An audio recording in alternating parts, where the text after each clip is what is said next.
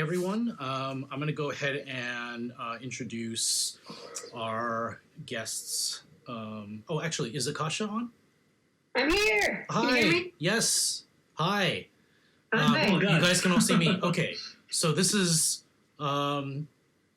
Okay, great. Okay, wonderful. So guys, welcome everyone who's logged in right now, including our three illustrious guests, which I will introduce now. We have on the line Ben Moody and Rachel Moody and Akasha Villalobos, and they were the filmmakers behind the film that you guys just saw, Last Girl Standing.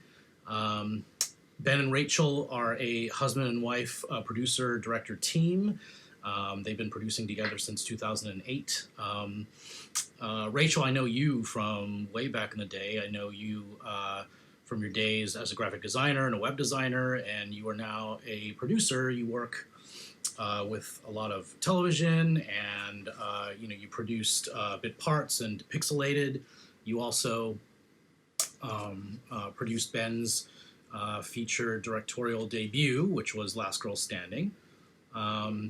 Ben hails from the great state of Maine. Ben is also a great friend of mine, excellent director, really great short film you followed up this movie with called Bar Fight, which I'm really excited about. Maybe I'll let you guys talk about that in a minute. And also we have Akasha, who is a Texas native, right? Yeah. You've done a ton of stuff here. I'm just going to mention a couple things. You appeared in Camera Obscura and last month's Rent.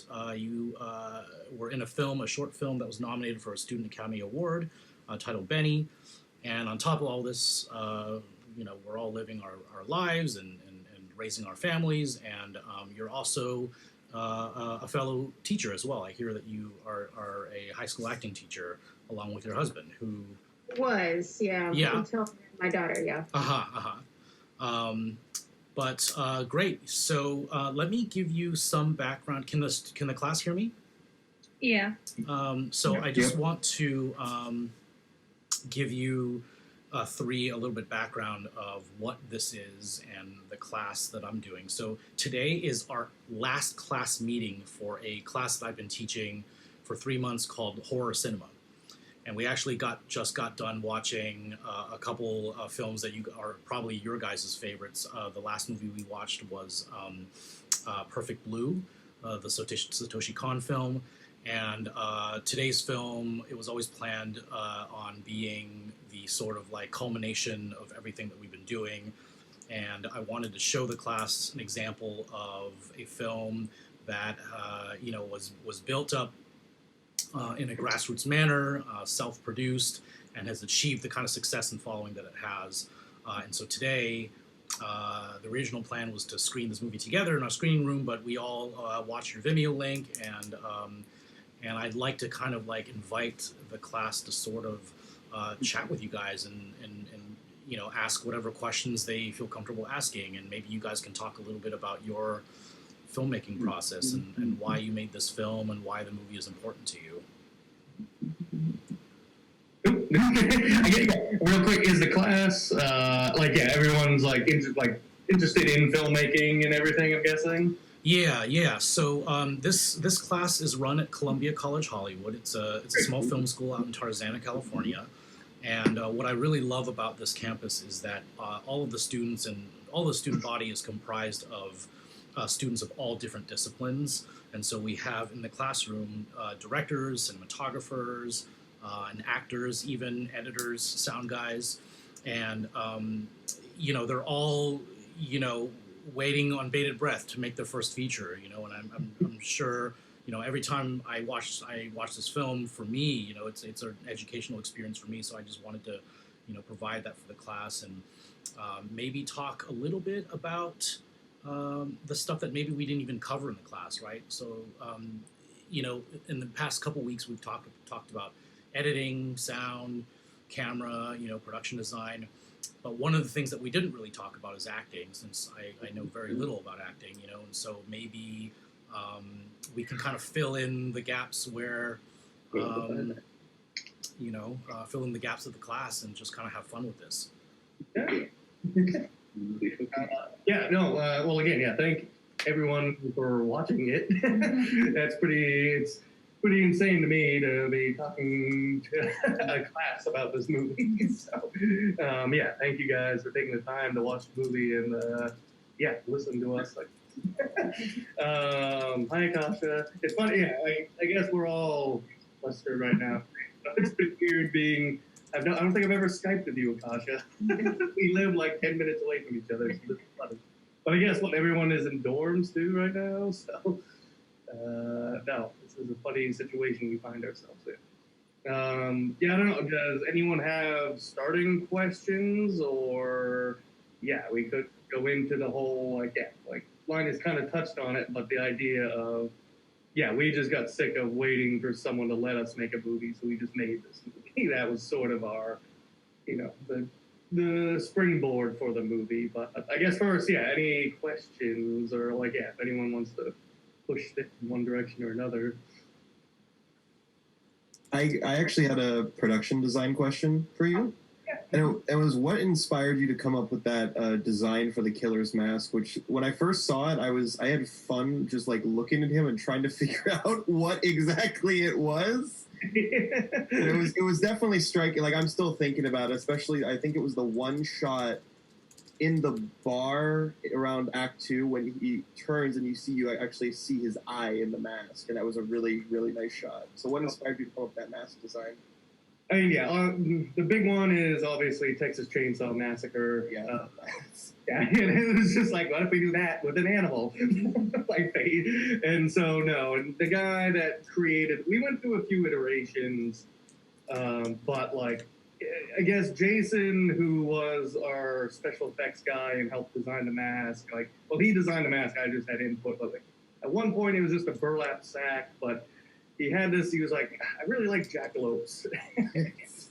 And when we kind of talked about the themes being, lots of themes of cycles and things repeating, and so like that kind of fed into who the hunter was as a character, and this idea of like, for him, he has this whole life cycle of like everything he kills, he reuses, and so like we just kind of ran with that, and so I mean, we had this one idea of like, potentially this is just his mask for this cycle of killing, or like that mask that he wears when he encounters Akasha is like, that's his mask for this cycle, and then if he was in an older cycle or something, he maybe makes a new mask every cycle he goes on, which again I guess goes back to Texas Chainsaw, like he had different faces for different occasions. You got your summer mask, you got your winter mask, That, yeah, Jason wearing that we shot that in the heat of Texas,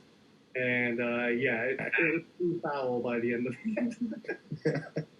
But yeah, the antlers, yeah, the whole thing was just about trying to, again, make him a hunter in that very on the nose sense, but also just like, it was tying into themes of cycles and reusing things, repeating. I guess I just took the idea that this movie is a repeating.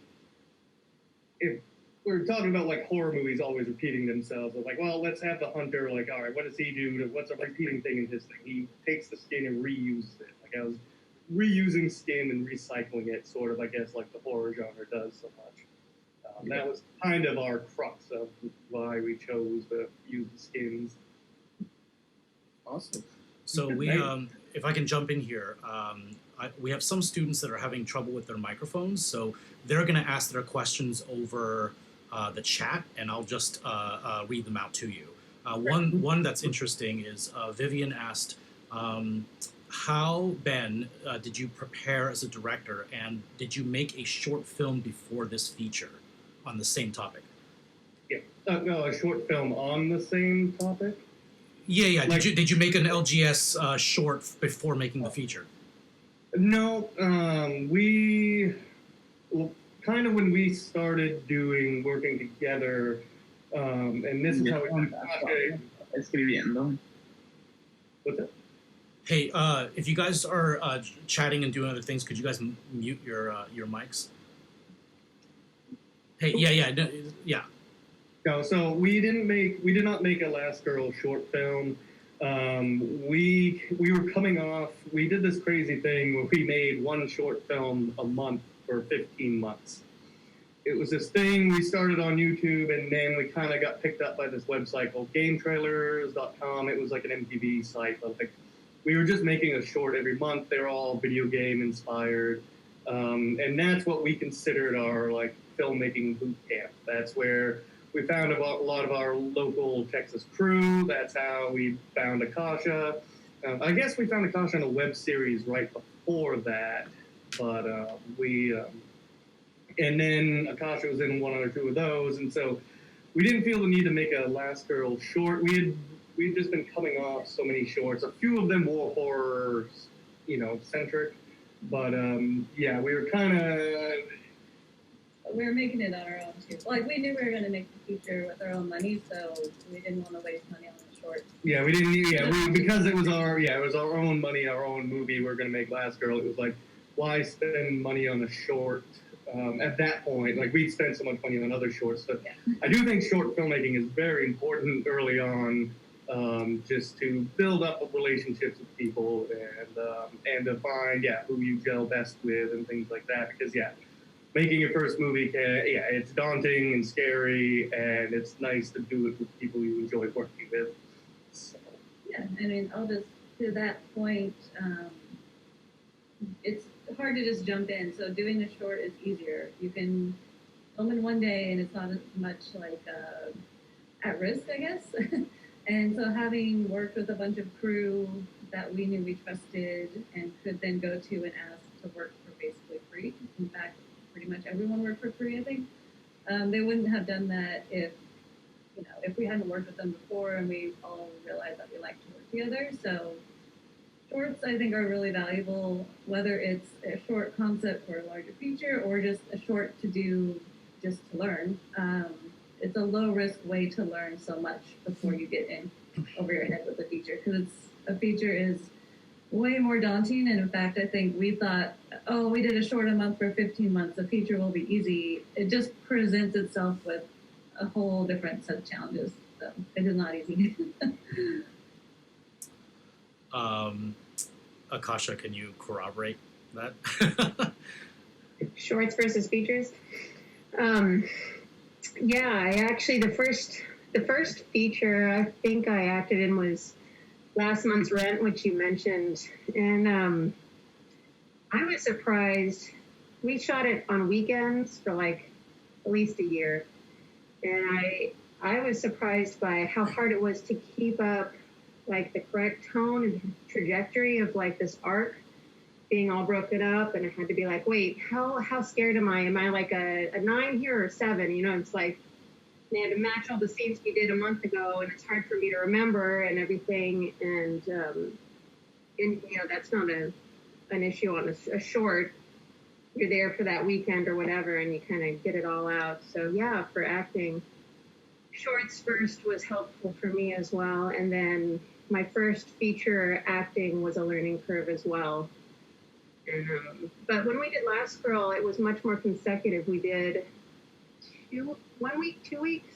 Yeah, we did a week, took a week off, or maybe even a week and a half off, and then went back for another. Yeah, because it was Akasha. You're shooting around your school schedule as a teacher. You had a week off, a week on, and then a week off. So we were like, well, that'll give us everyone a little break in the middle. And it was helpful. It was very helpful on the production side, because we learned so much that first week that we could adjust when we had to come back to get back to it.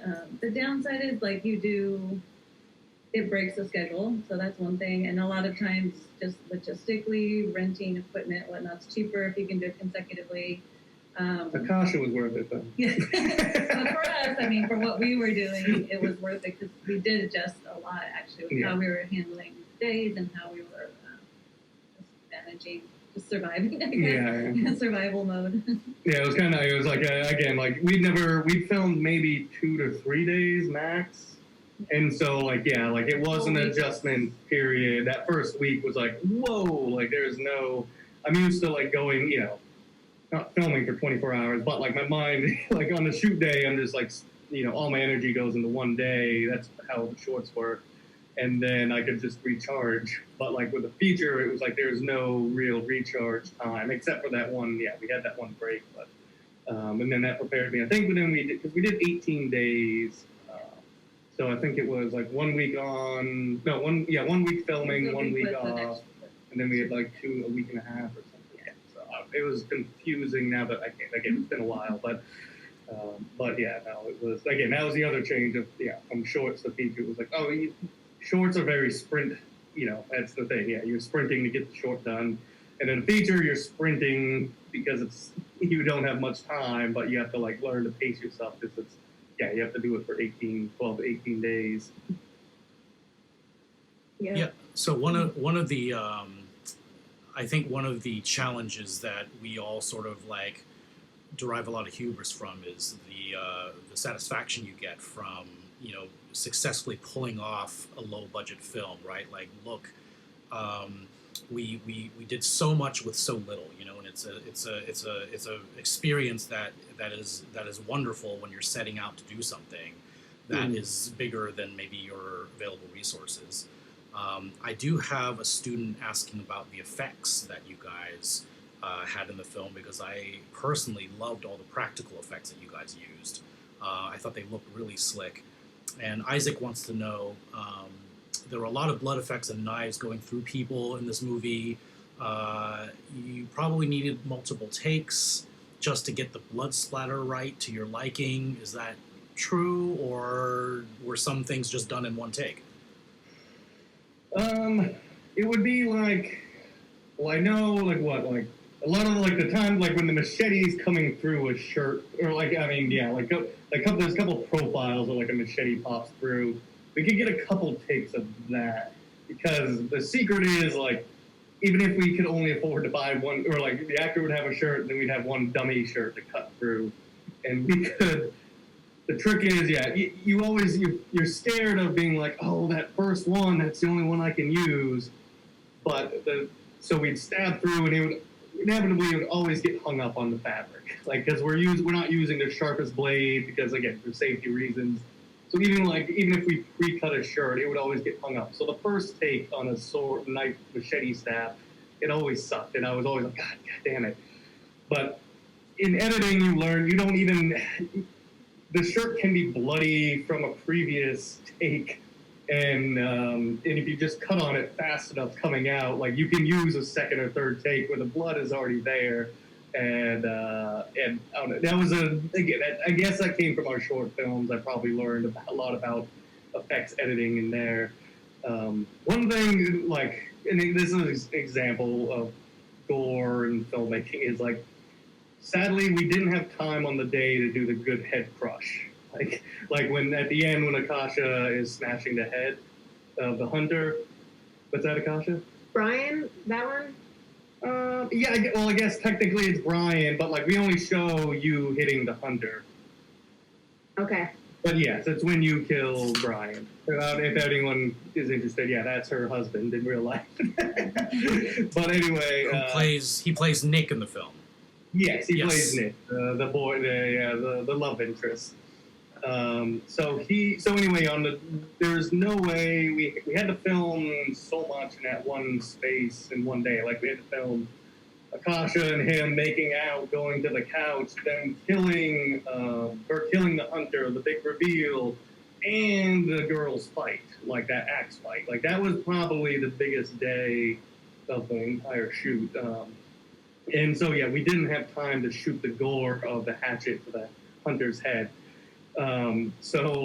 About 6 months after we filmed all the actors and everything, and once I had it edited, we went in our garage and just set the hunter's head on the ground, and we just smashed it in the garage and lit it. Our DP lit it in a way so it matched. But like, I always find that fascinating. Like the whole climax of Akasha hatcheting the hunter was shot like 6 months apart. Like she was hatcheting in one angle, and then we just had the hunter's head on the floor, and like I think me or Jason was just hitting it on the floor, and I just love how it cuts together so seamlessly. But that's that thing that I learned a lot in shorts is like, what is important to get on the day when you have a huge cast and crew, and what is something like that, I can shoot that in my house with only like 2 people. I mean, there's a lot of, when Akasha is doing a lot of the newspaper reading, that was all done 6 months. Everything that she was seeing was done like 6 months later, like her POV looking at the newspaper.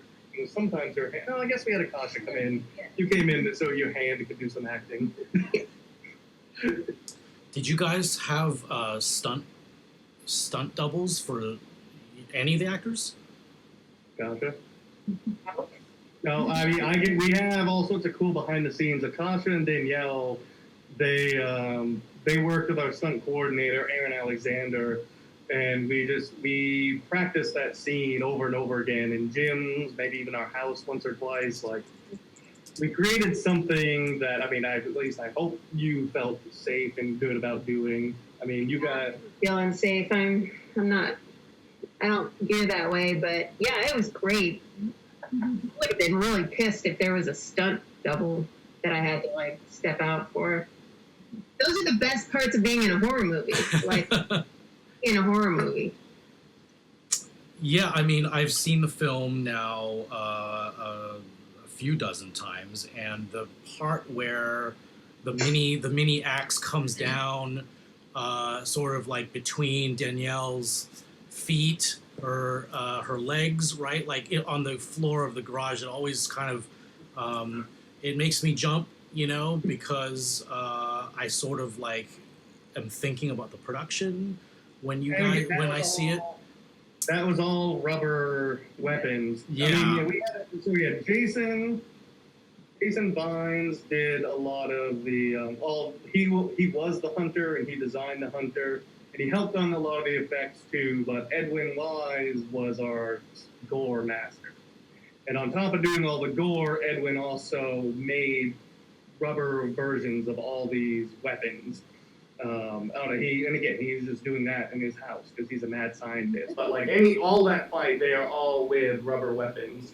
And so yeah, like I love when the hatchet comes down and clinks on the cement, but it was just a rubber thud. And then just some movie magic, makes it sound so real. And again, I think it's all in the build-up too of how the girls are reacting to them. So again, when it comes at them, you've seen them react in fear the whole time to the hatchet. That in certain moments, it does make you kind of flinch. Yeah. Cool. We have another a question from a student here. William wants to ask, what is an example of a high and low point that you hit during the production of the film? Emotionally, I'm guessing, as a creative. I know a low point. I mean, the bar. Well, I mean, what? So what? We were in middle of production, and then, and this is what the producer does. Apparently, she kept me in the dark about this, but our bar that we were supposed to film in fell for, a week out, or not even? Less than a week, a couple of days before we're supposed to be there, and so you just scramble. We thankfully know a guy that did used to do a lot of, bouncer at bars in Austin, and we just asked him, who do you know, and found the bar that we ultimately used. And honestly, it was a better looking bar anyway, so sometimes you're panicked in the moment and things turn out better anticipated. I think the other one for me that was really tough was the police cars at the very end, because you can't just use real police cars. They don't want their branding shown, and I did call Austin Police Department and all the kind of towns around Austin just to see if we could use theirs, and they all kept saying no.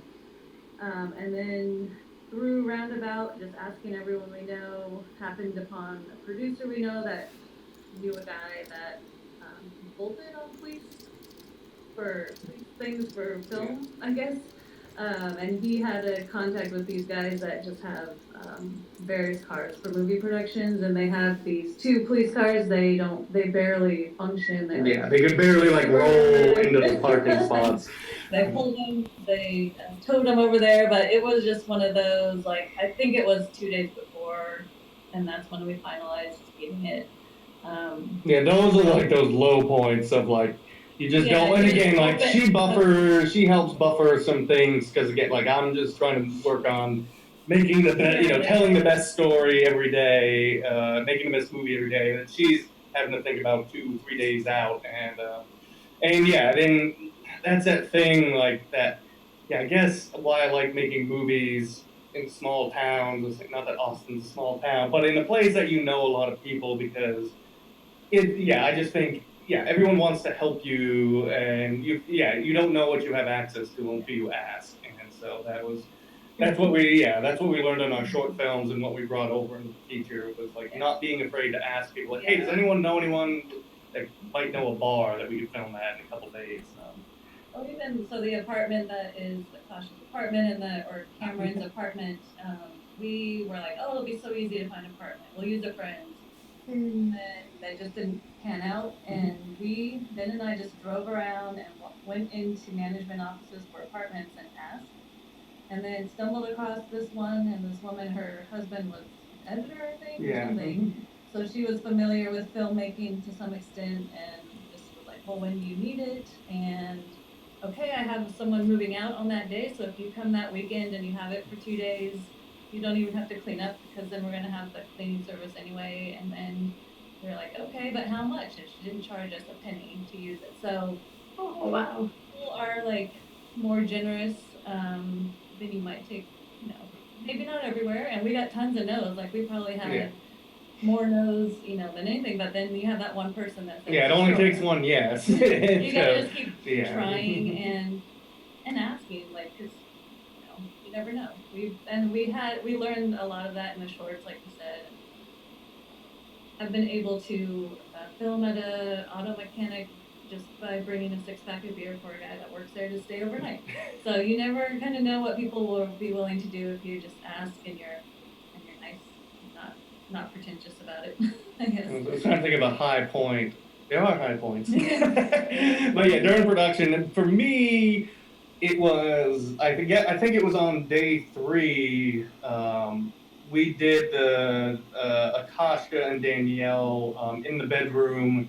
The scene right before they go grave digging, like they're kind of the moment they really connect.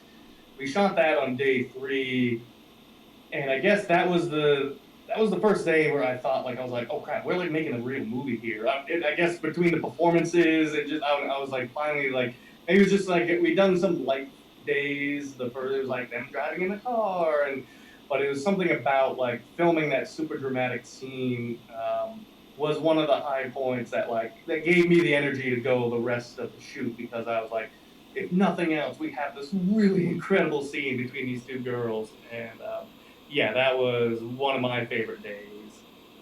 How about you, Natasha? Well, I wanted to say something about you said cushioning you. Rachel didn't tell you all the stress that was going on and all the bad stuff. You guys did a really good job of keeping the actors out of that.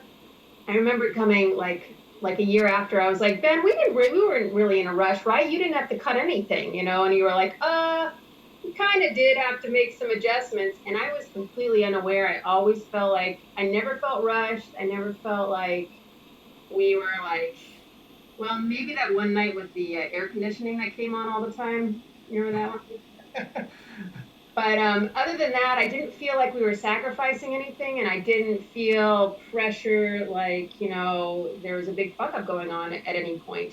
I did a recent movie where they didn't do that. And there was a lot, like the director was yelling, come on, let's just get this. Let's beat this out, guys. And I was like, you need to, I eventually stopped him when there was another actor on doing an emotional scene. I was like, you need to stop doing that. He's like, I'm just trying to get the crew going fast. And I was like, I get that, but we can hear it. And it's impossible for us to get where we need to go when you're basically telling us we're behind schedule all day long. You just got to step away or something. But I didn't realize people were doing that for me. It was not cool, and so that I think it's incredibly important. I didn't even know that was a thing. Well, I guess. Well, yeah. I don't know. Maybe we just figured it out, or again, maybe because we talk about it off set. So, like, Well, for whatever reason, like it didn't transfer to us. I don't know if you guys just had the intuitive knowledge that that wouldn't work, or if it just is natural for you. But like, it was. I did not feel like anything was ever going wrong on set, pretty much ever. where am I freaking out all this now? Yeah. But you did not transfer it to us. That's Yeah. so important, you know. Yeah, for sure. And that's a key component to directing that they don't tell you in film school. You know, when you're a student, it's always about, you know, the nuts and bolts, and, you know, like when assignments have to be turned in. But there's something real about doing it for real, you know, and part of you know, achieving a good performance as a director, and part of, you know, putting on a good performance as an actor, is to have the room to work. And I think that that's something that's difficult to duplicate in a class, right? Like you have to be, quote unquote, outdoors to have that kind of space, you know?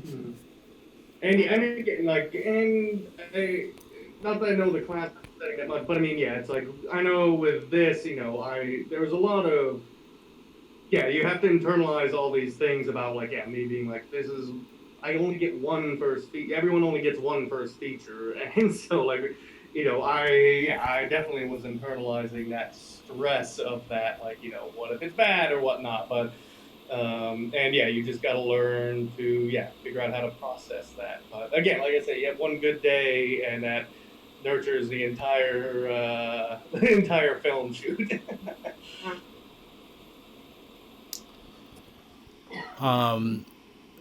I'd like to say something, and maybe this will sort of like encourage students to ask. The last week of our class, we were talking about meta filmmaking, and how it's interesting that a lot of contemporary films sort of like reflect or meditate on the art of the horror movie. And what I am so thrilled about in Last Girl is that, you know, this movie is sort of like itself a response to the horror films that exist in our world, right? And so, you know, like even the log line and the way you guys marketed this film, and what the motivation was behind making it, is just, it fits so well into what we talked about last week in this class, where, you know, meta films sort of like, they can be a self-critical thing, right? Like your movie talks about, like, well, what happens to the typical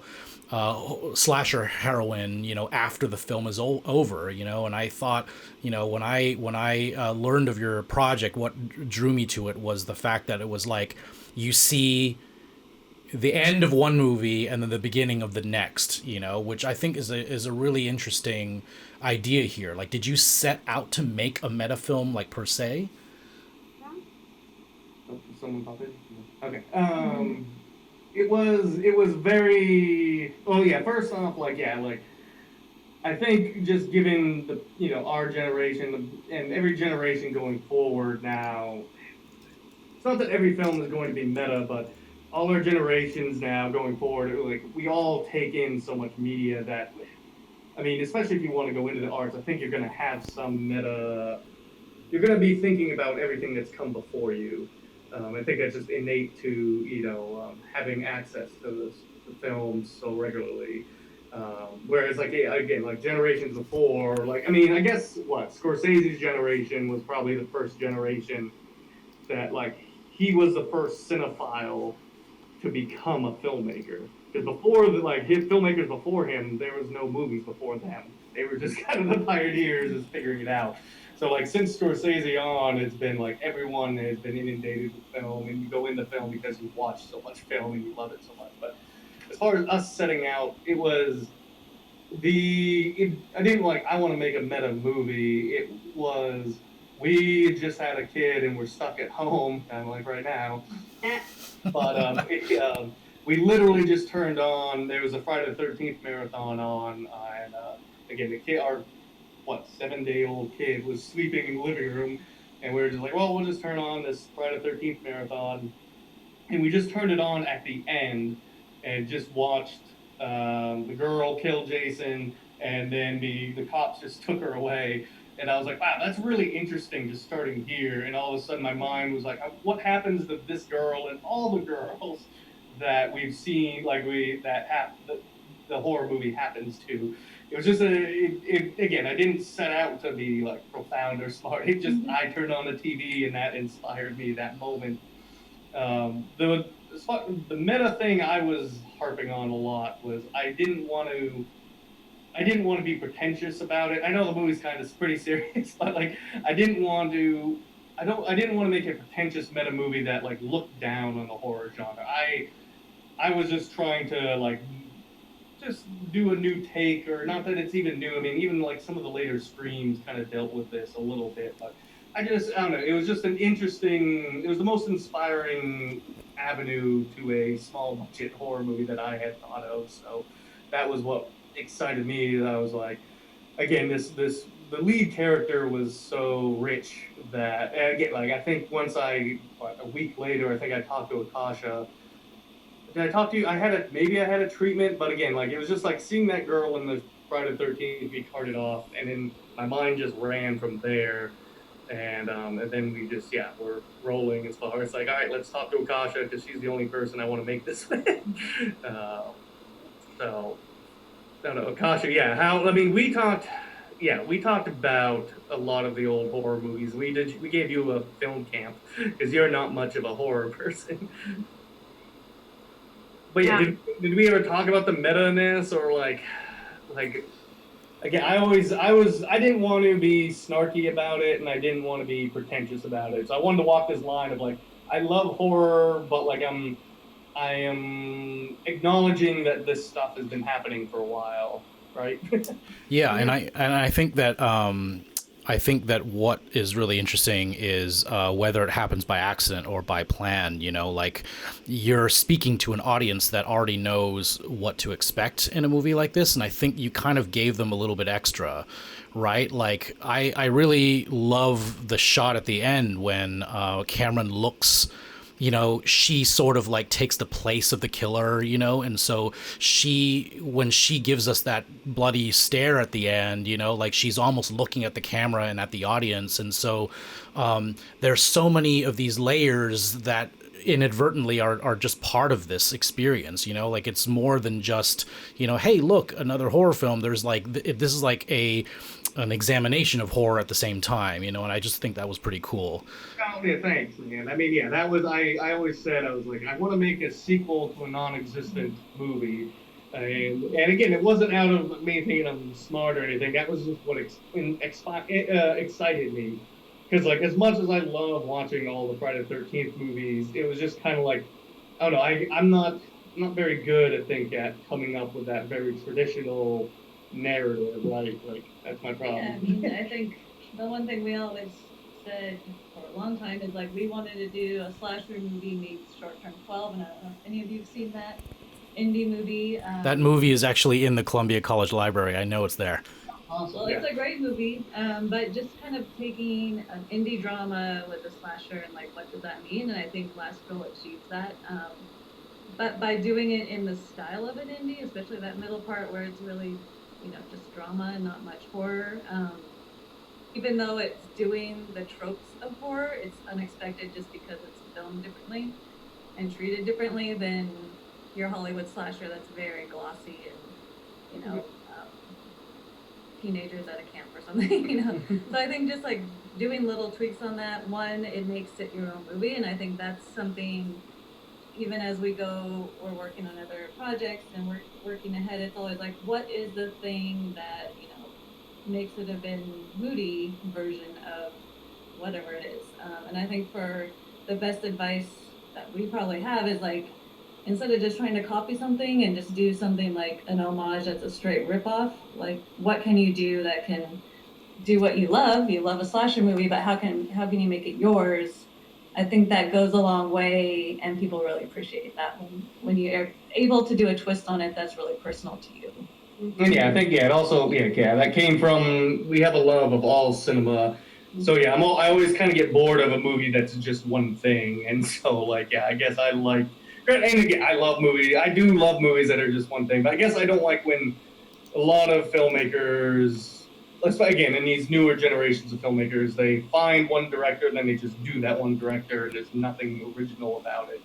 I guess I like to try to bring in all my passion into it and like pull again, putting a Brie Larson indie drama short term 12 with a Friday the 13th movie up, that excited me and was like, oh, that's the movie I want to make. And I guess that lends itself to the meta-ness, but like, yeah, it is just the, I don't know, yeah, I just trying to find your own path into it, into the story. So I'm gonna, yeah, go ahead. Okay.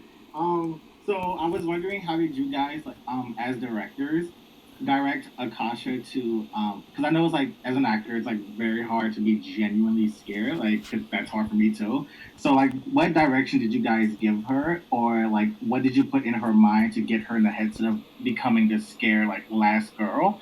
And Akasha, what, like, did you do your research or anything of like people with PTSD to see like how they handle the trauma, and like did you use like what if acting, or did you use like method acting? Right. Go first.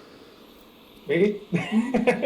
I was just gonna say, I remember again, Akasha. We had she. Like I said, she's not much of a horror person, so and because this was again a homegrown movie, basically like once a week for like a few months, you would just come over and we'd watch horror movies. And I love Akasha.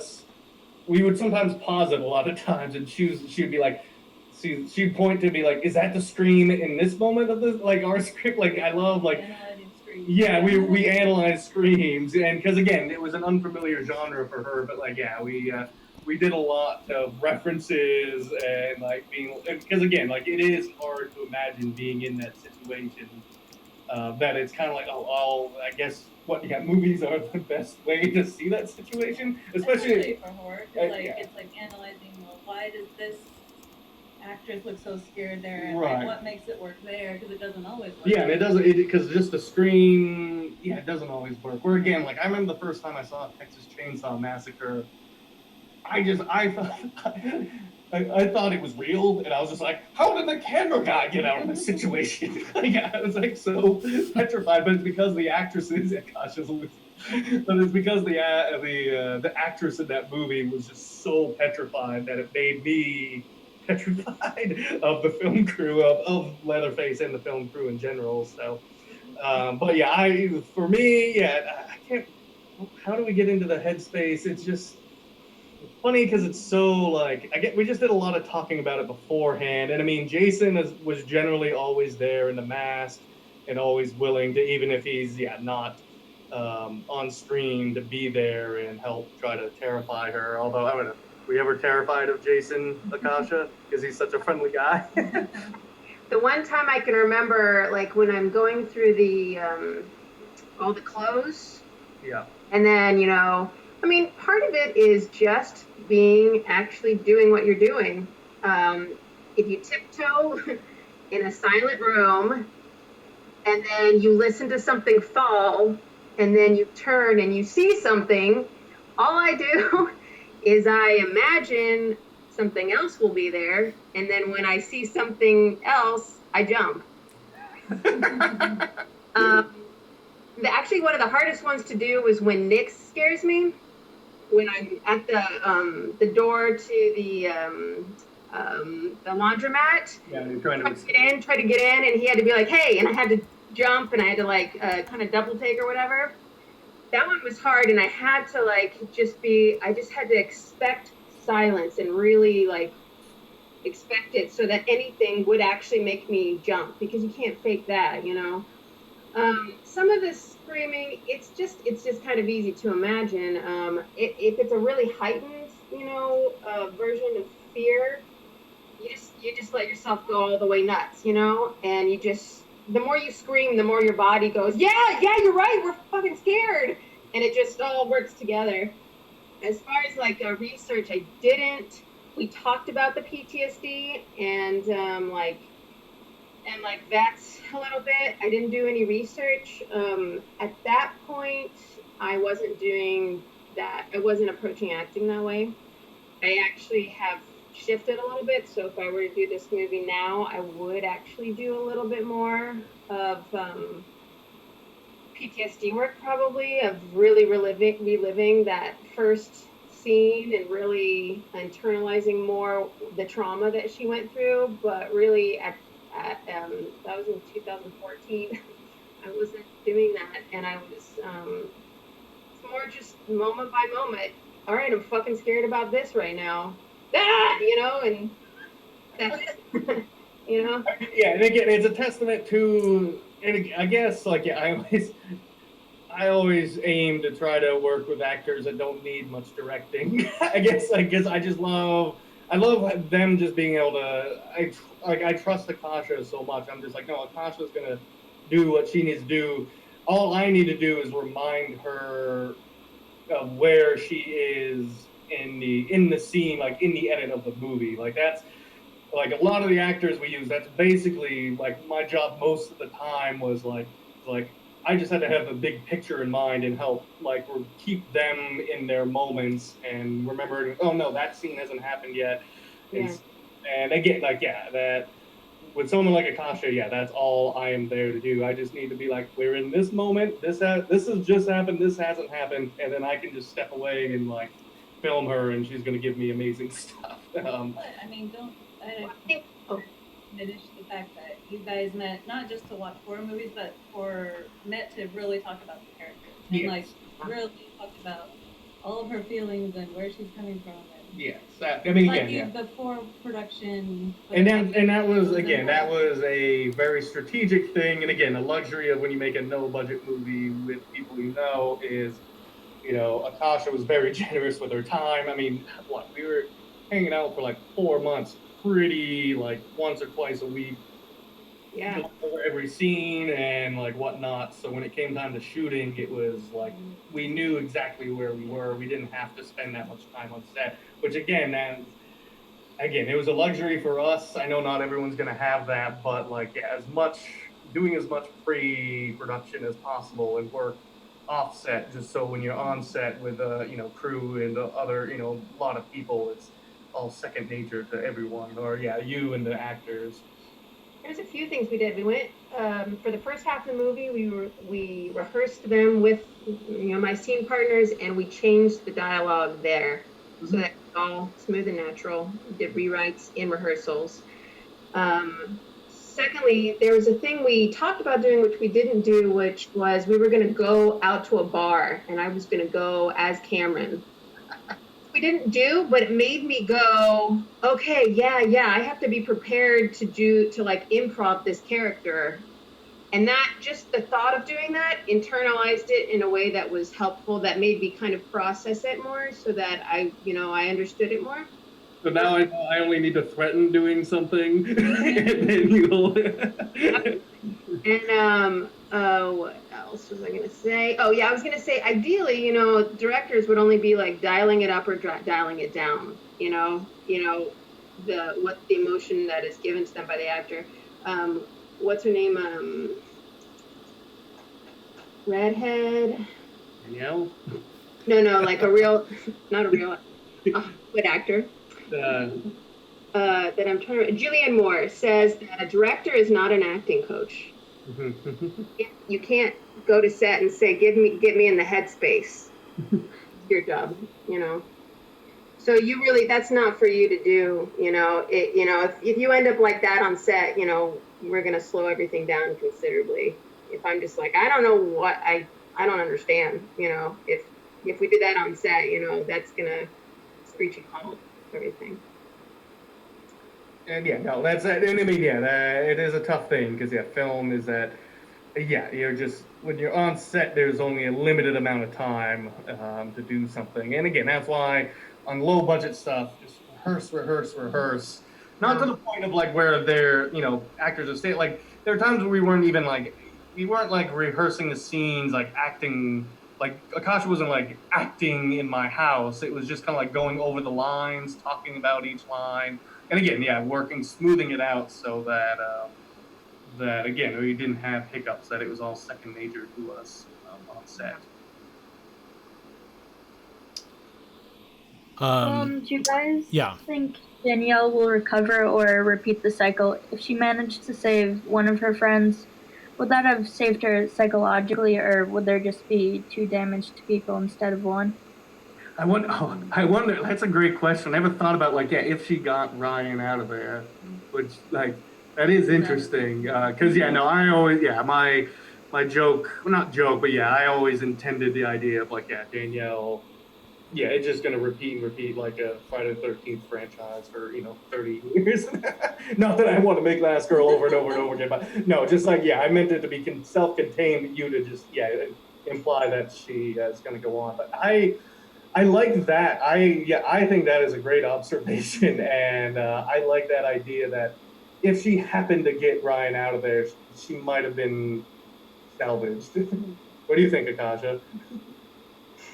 Is that the yeah? It's like saving one person. Is that enough? I like that. I think it's a very hopeful idea in a very bleak movie. It's not my job to worry about Danielle, so I don't know. Well, I don't know. She wasn't as close to me As you were. Well, I mean. So sorry. What was that? I cut you off. I'm sorry. I was like, it's crazy what she went through, but I wasn't like a close friend that, but I guess that's not. I mean, Hunter, you weren't close to the Hunter. The Hunter killed your close friends, and then you killed her close friends. So no, I like that. I like that concept that she was so close. It was like, oh, we just get Ryan out of here. Maybe she can be redeemed, or like, yeah, not redeemed, but she can come out of this. I like that as a goal. Is that how can you break this cycle? And it's like just save one person, man. Just if you can get one person out of there. I like that. I have a comment about that. I noticed in the beginning there was like another guy in the same mask, and I thought he was like in on it, but then he like disappeared. So is that like where the cycle started for the killer? So the guy at the beginning. Yeah, because I noticed. So I was like really focused on the film, and I was like really trying to connect the dots. Yeah. Thinking that maybe this, because I saw the second guy, and I was like, oh, there's two people. Right. And I was like, oh my god, like he's gonna hunt her down, like he's gonna find her. But then, I noticed. I think at the like close to the end, there was a guy that kind of looked similar, but like without the mask on. I thought it was him. He's kind of like bald headed. Oh, okay. Oh, yeah. He's No. Him. Oh, interesting. No, I was like, okay, he's definitely the killer. But then when the whole like, I guess you would say she blacked out.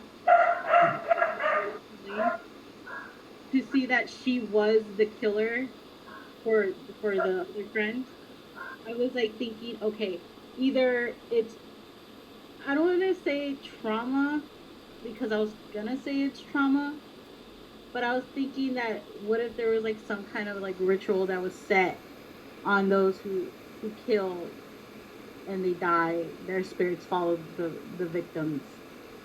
Yeah. And then they cast them like, you have to kill these people. And right. Yeah.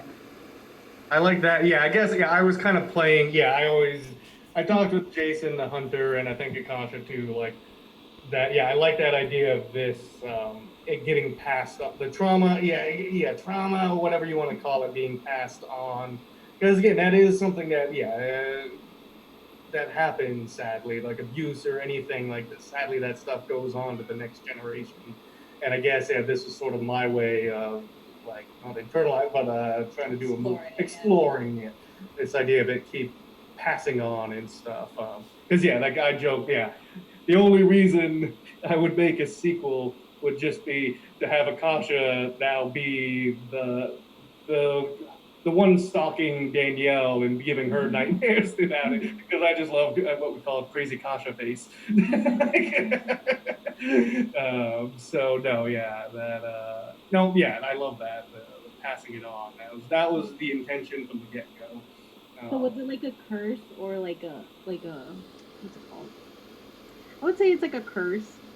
Yeah, I mean, I guess I never use those words, but that's fine. Yeah, I mean, yeah, you can think of it that way if you want. Yeah, yeah. I wonder. Yeah, I haven't thought of it like how do we break the curse until someone else brought that up. But like, yeah, no, yeah, curse or yeah, I don't know. Yeah, I guess yeah. To me, it was just the meta thing of like, yeah, how do I see a horror franchise? Like, how would it repeat over and over again? I'm like, oh well, the trauma would just keep passing on to a new person. Which again, they've dabbled with in the Friday the 13th. They tried to give it to someone else. That's, I guess, the thing is every time it's interesting. Every time in one of the big franchises, like Friday the 13th, I can't remember if Scream did this, but I know Friday the 13th and one or two others where like they've tried to pass the torch to a new killer. Like they tried to make a new Jason, like he was going to be a new guy wearing a hockey mask. But every time they do that in a franchise, the fans get up in arms and they hate it. And so, like, I guess with Glass Girl, I was like, well, I'm going to make a franchise that it's based on it, like being a different killer every every movie, just to be like haha, here's how you would actually, so that the fans can't be upset. Although, yeah, so I guess that was like, yeah, just a fun like meta thing for me. Alex wants to know: was the twist ending always planned from the start? Did it evolve on set, or did you have other ideas for the ending? Maybe.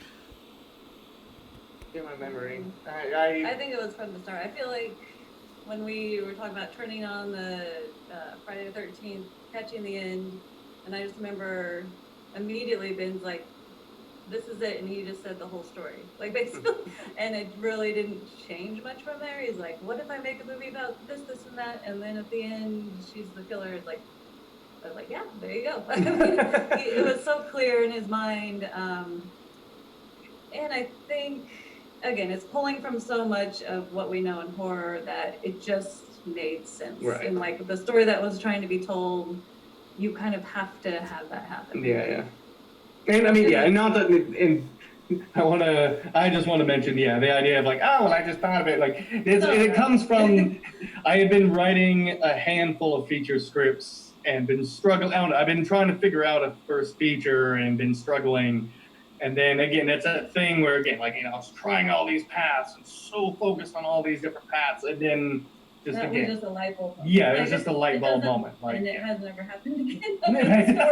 Like, yeah, no, every other story like does. Like, I spent a lot of time on writing, but again, this is just, it was just a light bulb thing that I wish, yeah, I don't know how you recreate them, but just being open to them. And again, it was just that, trust your gut moment, right? Yeah. I have a question.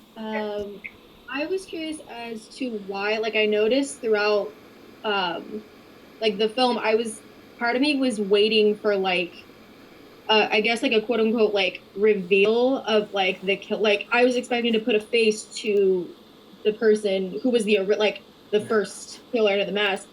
I was curious as to why you didn't, like, because normally that's how, you know, slasher films go, is most of the time they reveal who was the killer, and it was like the old school teacher or whatever. But I was curious as to why there wasn't a reveal, and if you guys, in place of a reveal, had done the whole psychological element of, okay, there's no killer, but the trauma is there, to where I guess there's really no unmasking, but it's just like an engraved thing in her head.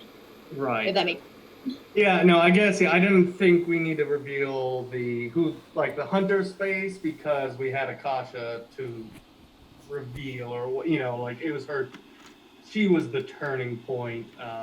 But like, I get, the one thing I just thought of was like, the one time we do show the hunter unmasked is, I mean, yeah, that's the one shot in the movie I wish I could reshoot, which is like when they dig up the grave. He's supposed to be, he's like, his corpse is in there, just you can barely make it out. But like, yeah, that was my one time of him without his mask on, essentially. That I was like, we reveal him, but he's dead and he's decomposed. And I guess, like, you didn't want the focus on the hunter. I think that was the whole thing, is like, because that's what you're expecting, and then once that you're digging the grave, it's gonna be some like either he's gonna be out there still. Yeah, either the grave would be empty, and again, yeah. Then I guess the other thing we kept playing with maybe was the like that. Was it gonna be the new boyfriend? Like there was a thing. Like again, like everyone kind of watches it with like inputs like, oh, I thought it was gonna be the new boyfriend, or again, I thought it was gonna be the bald guy at the art exhibit. I think if we had shown who the hunter was, maybe it wouldn't have. It would have cut off some of those avenues for people's minds to run. I think. I mean, that was ultimately it isn't about the hunter. Yeah. It's about Cameron. Right. Yeah. Right, and we did unmask it. The reveal that it was me hallucinating is an unmasking because that was our arc. The hunter was not our. Right, but no, it is. It is a thing that's in a lot of them though. Like seeing seeing the killer without his mask on. So. Yeah, ours was just it was just like, oh no. Where it goes back and forth between the hunter and me, that's it. There you go, there's the unmasked, yeah. And I think while maybe you have to go back and watch the opening credits, so I made all these like fake news articles that actually have tidbits about who the hunter is, and like a little bit like his ritual was interrupted, and that there were people that were trying to find his grave, and there's little things in there that we just wanted to like nod to, because I think Ben had a whole backstory for the hunter, but just for writing purposes and for understanding his motivations for that movie that we never saw, I guess. It's there, but that's not the focus of this movie, so I guess, And yeah, that's something you don't think about making a movie, is having to write all the newspaper articles in the background of them. She has a journalism degree, so she put it to use in the opening credits. Yeah, if it was another hour longer, there'd be this anti-religious subtext or something, right? Yeah, exactly. I want to go back on the thread here because we had a question that has been ignored, but some of the sound students in the room want to know about the ADR process. Did you guys have to ADR all the screams? No, thankfully. Well, we only ADR'd maybe 5 to 10%. We got extremely lucky. Our production sound guys are incredible. So no, we just don't have the budget. We had one day in the ADR booth, I think. So like, it was just kind of like, we had like a line of the actors and be like, all right, you're coming in. These are the only lines we need. And honestly, it was the one that I know was ADR'd, and it was a story moment. It wasn't that we didn't get it on set. It was just something I learned in the edit. I needed Akasha to say when she's seen the hunter a couple times, and then she like puts together. Anyway, she goes home and looks at the newspapers, and she says, "He's not after me. He's after my new friends." Like, the first few edits didn't have that in there, and when we showed it to people were kind of unclear. So we had to ADR it was like a storyline to like help progress the story. So yeah, no, we didn't have to ADR much, thankfully, because it is always tough to make that sound. I mean, our kind of filmmaking philosophy is we have like whatever we can get during the production, and that goes back to doing practical effects too. It's like we just don't have the resources to do VFX. Or that's ADR a whole movie. So it's a thing of like, I guess, that's what I always talk about too, is what is your strength? Our strength is in the writing, I think, and in the pre-production and getting like in the production and in the gore. I don't know much about VFX, so I tend to not write them. And in the same with like, I don't have money to do much ADR, so I'm like, I would rather pay a little more for production audio and have like really good people do it, so that we don't, because like you get into ADR stuff that is just a whole other person having to pay a ton of money. So no, I just find it a lot more advantageous to catch everything on set. I have one thing to add about that. In a different movie I did, the guy doing sound was also a Foley artist. And so as we went around, he grabbed a lot of the Foley for like door slaps in the space with it, and we just did the post audio on that, and the guy was saying, yeah, I don't have to Foley that much because a lot of what came in is totally usable. So that I thought that was a good idea. That's a great idea. I wish we did that. Something's gonna fall through the cracks, and you're gonna have to adjust and make it work in one way or another. So. Getting audio in the space is just gonna always match so much better. We always did that, but like, yeah, the idea of, well, like we always did the ambient. We got our rooms to film, but. Yeah, the idea of I never thought of like, or again, like we're so rushed. It's always like, oh, we should get that door closing by itself. I'm like, oh, that's a great idea. And then I have all the time in the world. Yeah. I have a question. Yes. Okay. So I noticed that as soon as the movie started, I noticed there was a lot of like shaky cam, and then as the movie progressed, there was like a lot more shaky cam. So what was the creative decision behind doing mostly handheld and barely keeping a steady camera? I get like the intensity, but I was just curious, what was the creative decision making behind like telling the DP to keep it handheld and keep it like close? Yeah, no, I guess that was sort of the mantra of the movie. And again, I felt like I think that shaky cam stuff. Well, like it gets associated with action sometimes, but I associate it with indie dramas, mumblecore movies, which are maybe out of fashion now. Yeah, but like just these very lo-fi indie dramas that's been popular over the past 15 years.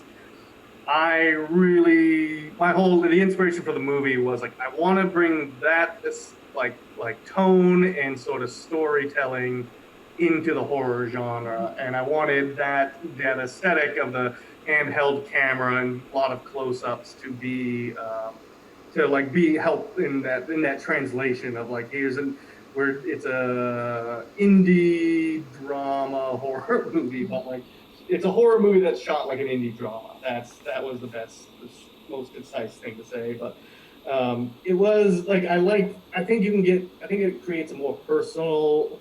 I think you can get like it just kind of like drops the facade of like big budget movies that kind of feel, I don't know, sometimes you can't help but feel a little distant from it, and I don't know, just like having it like never locked off and like in the actor's space. I mean, yeah, I don't know, Akasha, yeah, we're pretty close to you a lot of the movie.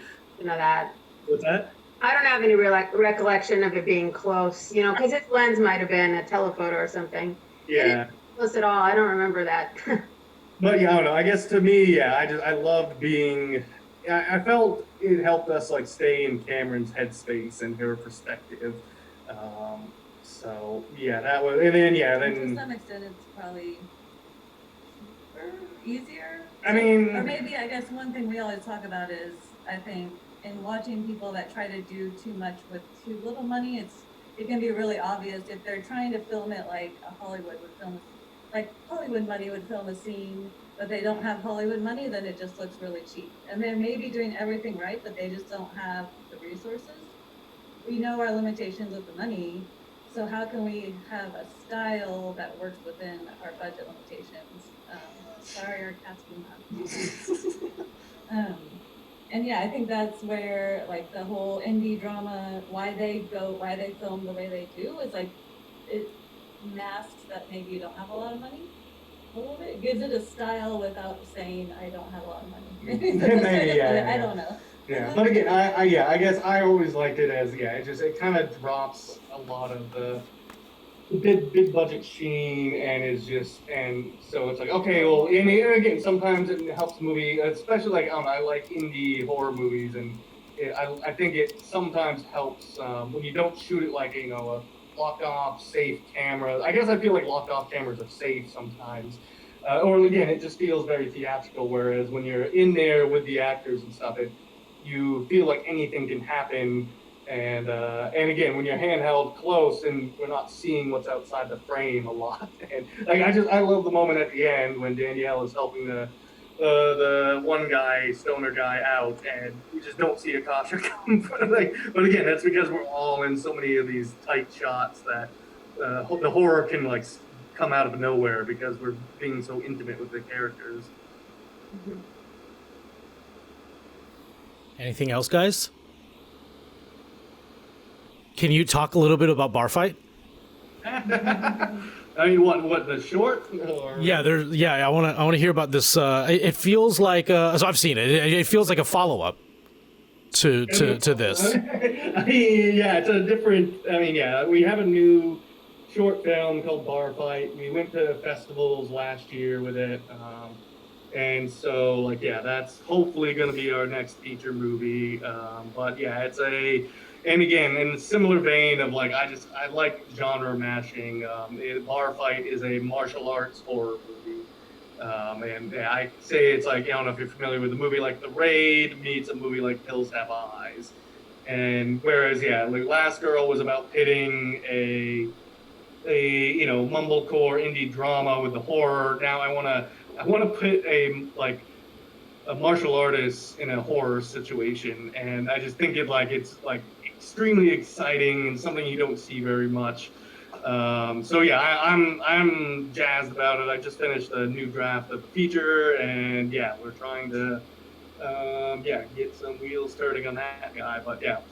Again, it's similar to Last Girl in that thing of clashing two genres. But yeah, I just love this idea of like, well, take the one location horror movie, go set it in a bar, and then the characters are bombarded by psychopaths, but one of the good characters happens to be a martial artist. So it's like all of a sudden they have a way of defending themselves. Although he's not he's not Jackie Chan, or he's not like Bruce Lee. I say he's like, I'm trying to die hard. He's the John McClane of martial artists. He's not like the ultimate badass. He's just like he teaches karate to yuppies. So, but he's more equipped than most people in the horror situation, but not like overpowering the horror situation. And maybe just going back to what we talked about at the beginning, we did film a proof of concept, obviously a short. That's ironic. Yeah, we didn't do it for our first feature, but we did it for our second feature. But this one's, we're trying to raise money, so that's a primary goal. And also we started talking to some smaller production companies, and they didn't actually believe that it could film action. And so we were just like, they're like, oh sure, everyone tells us they can do it, but can you really? And so we just said, then let's just show them. And so we did it as a proof of concept and decided to submit to festivals last year, just to kind of keep things going and get some more interest behind it. But yeah, it's funny because the irony, the industry is so fickle in the sense like we've done all sorts of short films for the web that had action and martial arts, but the industry, Hollywood, they're like, they're for the web. Then I do the exact same thing and submit it to a film festival, and then they take it seriously. And just like, that was just that's the industry.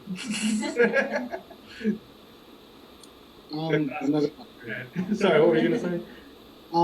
So I know co-directing can sometimes be a hassle because sometimes like your ideas clash.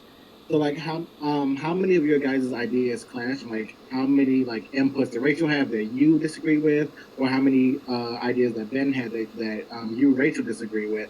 What was the split of the workload, and how did you guys overcome like your clashing ideas? Yeah, well, I mean, I don't direct, so I'm the producer, and he's the writer director. So in that realm, like the directing stuff, he knows. And I've tried to be like, do you want to co-direct or something? But it's just not something. So like as a producer, I know what my skills are as far as like being organized and being able to, find police cars 2 days before production, and that just getting the task done. That's what I like to do. And he's just really great on set and can he just knows how to run a set, and is the director, is the leader in the production, and has a really crisp vision. More and more we work together story-wise. I don't do the actual writing, but I feel like I'm a sounding board for all ideas. And also, if I have an idea, I'll voice it. That's the... Yeah, we're not co-directors, but we're co-filmmakers. We just do different things. But you are huge. You were so instrumental in just like being you're part of the creative process from the get go. And yeah, you tell me when something's stupid before anyone else, and like you help shape what we're making. It's just like like we do we don't co-direct, or again you don't like that side of things. Yeah, and it's for us, we have to divide those responsibilities. Producer, director, they're very distinct roles that we need to have done, and so it just works for us. But yeah, maybe where we clash are sometimes story things, and not in a bad way. I think it's good, and ultimately it always comes, we have the best outcome having those clashes, and sometimes we have to bring in a third person to be like, well, this is what I think, and this is what he thinks, and then that person usually sides with me. Yeah. Not always, but No, but yeah, you're again. That's that thing. Like, we're co-filmmakers. I don't know if that's a term. But But, yeah, I don't know. Like the directing side is just something that doesn't personally interest me, because I almost wish that I wanted to, because it's like, female directors, that it's just not for me. I like the producing side, and I like the creative story side. Yeah, she just tells me when things are going to be too expensive. Well, yeah, I've had to, that's our clashing. That's our clashing as every time I read a script, it's hard. I jump right to like how are we going to do this, instead of saying I like the story. I just jump to how are we possibly going to afford this. Yeah. But we need that's our because we're in the writing process right now, and there is that. It's sometimes you get on the money thing. You get on how we're going to do this. Before it's like, well, is this the thing we like? I'm like, that's my vision. Is this the story we want to tell? Because once we have that, then we can figure out how to tell it. So again, that's where our most the clashing happens. Which is part of the process, right? I mean, you want the clashing to occur before cameras roll. Yes. Yeah. No. And I think that would be for co-directors too. I mean, what I've heard of co-directors. I mean, you hopefully they have figured everything out beforehand. I mean, I don't know, Akasha, have you ever worked with two directors? No. It seems it'd be hard to know who to defer to, especially if I've heard interviews with actors where I guess they kind of divide and conquer, and one director does one aspect and one does the other. But I mean, actually, well, sometimes it's kind of like you don't want to be, you might connect to one director and then you don't want to insult the other one by always looking to them when you as an actor have a question. It's a little confusing. I was on a set where like it's like a commercial set, and two directors were handling different spots. And at one point I was like, I was talking to you on email, but am I supposed to be addressing her? I'm sorry. I didn't want to be insulting. But it seems confusing. But I've never done it on a narrative. Yeah. We have a couple more minutes. Do any of the students have any other questions? Do you guys, Akasha, Ben, and Rachel, do you guys have anything you want to add that wasn't asked, maybe? Why didn't you ask me, damn it? I was just going to say thank you, everyone, for watching the movie. It's because we've been in the thick of trying to make another one. Like, I kind of forget that we made one. So this was really nice to talk to you guys and be like, oh, the movie is still out there and stuff. And so no, it was really heartwarming to hear that you guys are watching it as part of your class. I just want to say I really enjoyed it. I really liked it. It's like in my area, so. Yeah, great. Finding what you like and then finding and knowing what makes things you when you go forward as a creative is really important. And I think I sometimes get bogged down. Yeah, I can get not into things by trying to emulate someone else instead of just being me.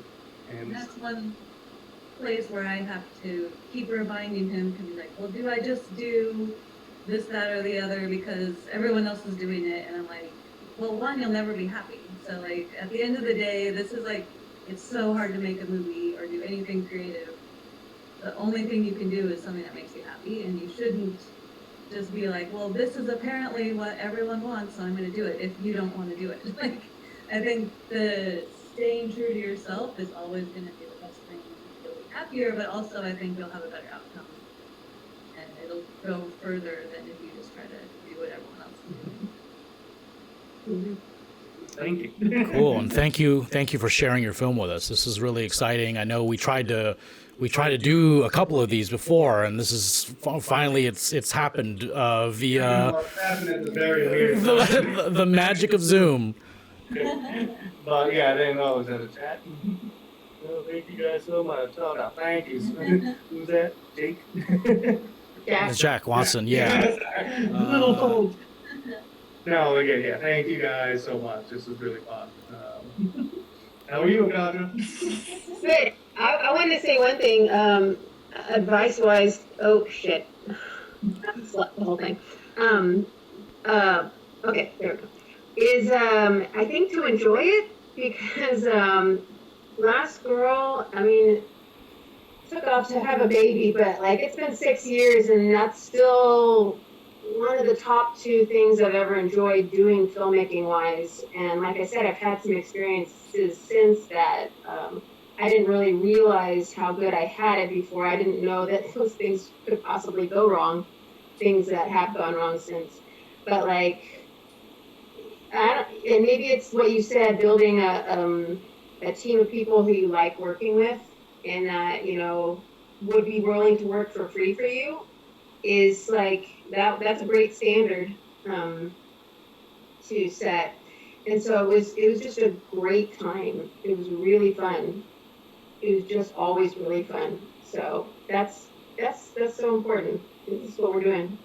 And yeah, I don't want to set the thing of like, oh well, make a movie and don't pay people, cause like that. That's not because and that was the thing. Like after the short films, which we had some money coming in for those, but like I told everyone, I went to every crew member, every actor that we talked to, and I was like, look, you know, there's gonna be no money in making this.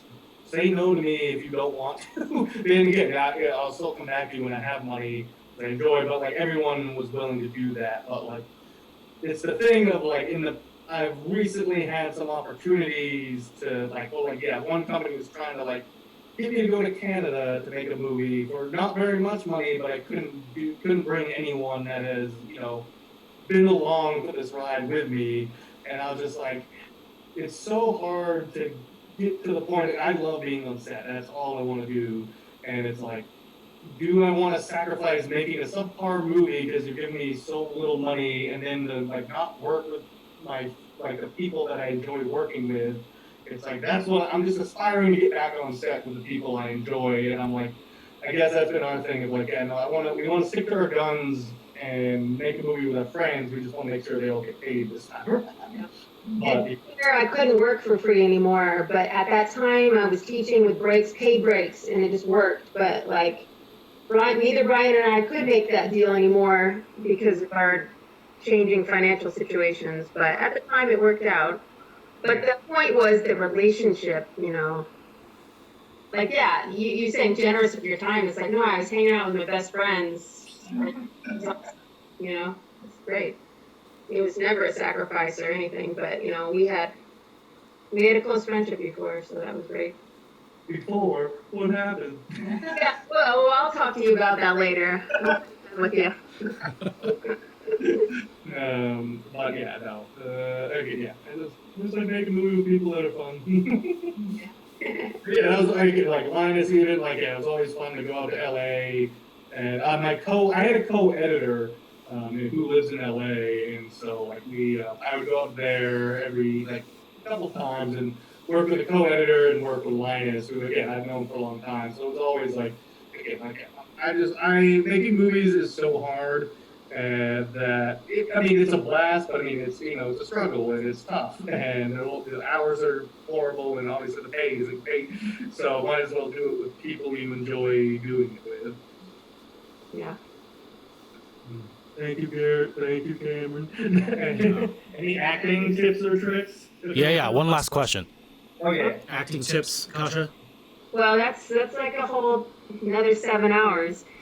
of discussion. But what I would say, you have to have an experience. You cannot fake it. Yeah, like I didn't always believe that you could be better at acting, and recently I found some teachers with some approaches that actually did help me be a better actor, and I wish I'd found those earlier. And they're focused on really feeling something. I mean, like it's a no-brainer. It's like you just can't fake it, and you can't predetermine what's gonna look good and then try to create it. Like for example, in Last Girl, every time I had to wake up, that one, I like hate those parts because they're faked. I could not figure out how to do that, and I just did it, and I could have submerged myself in that better, but that's just always the way. And so find a teacher that helps you have an experience, and stop doing tips and tricks. That's kind of the thing. You have to. The tips and tricks. The tricks are bullshit. So yeah, I mean, but then I'm gonna try to summarize, or maybe you'll agree. So would it be like exploring different teaching methods as far in acting and stuff, and seeing which one speaks to you the loudest, right? Sure. Yeah. That's it. Favorite movie, Akasha? Dog Afternoon. That's a great one, yeah. The great horror classic. But I guess I'll just go to my favorite movie changes from minute to minute, but I'll just say Predator. Probably because I've watched that movie the most. There's one I literally watched Predator once a week for about a year in high school. I have to move into the room with my child, who's now unattended. Well, no, I thank you, Akasha, for taking the time. Yes. Why is it so dark at your house? That's the stairwell, and the light went out. I have to replace it. So. Oops. No, it's great. Thanks for thinking of involving me. Yeah, thank you guys. This was really, really a treat for the class. I know I'm speaking for everyone, but it's really great to be able to watch something and then immediately interface with the filmmakers. I think this is something that this is why we're doing this, and this is why we go to film school, even. And so thank you for that. Thank you for making the time to do this. And yeah, no, I'd be open to info at Blue Goggles. Again, feel free to email anything. There is a lot in this industry, we went through the distribution side of things. There's a lot in this industry that I don't know, maybe there is classes on. I know what little film school I did go to, they didn't have anything on the nitty-gritty of the industry side of things that I was always like, what? Why didn't I know about this whole, how films are distributed, your relationship with sales agents and all these things. So no, yeah, feel free, Linus, or anyone, look at bluegogglesfilms.com and find our email on there. Because we just like helping people and trying to give as much knowledge. Because again, you always feel alone. This industry loves to make you feel alone, and we don't want people to feel that way, because I know we don't like feeling that way. So no, feel free to email anything, any thoughts or questions. It could be a year, 2 years down the line, whenever you make your movies. Cool, thank you. That was very profound and very kind of you. So thank you very much. And and so I was, we recorded this conversation, and I am doing the audio here in triplicate. So I'll put together something that I'll run past you guys, and then hopefully we can post, and so we can kind of enjoy this conversation again later. Oh, real quick, the shirt comes from Mondo. What is it? Mondo Tees. It's Mondo Gallery. I don't know. It's a thing here in Austin. They're run by the Alamo Draft House here, but Mondo Tees. I went to a double feature of Alien and Aliens, and everyone that went got this shirt. So I thought you could buy it at one point, but it's one of my favorites. Hi, Aurora, wherever you went. There's the new the new girl standing. Okay. Thank you, guys. Thank you. Thank you very much. Thank you, class. I'll talk to you guys very shortly. Bye. Bye. Bye.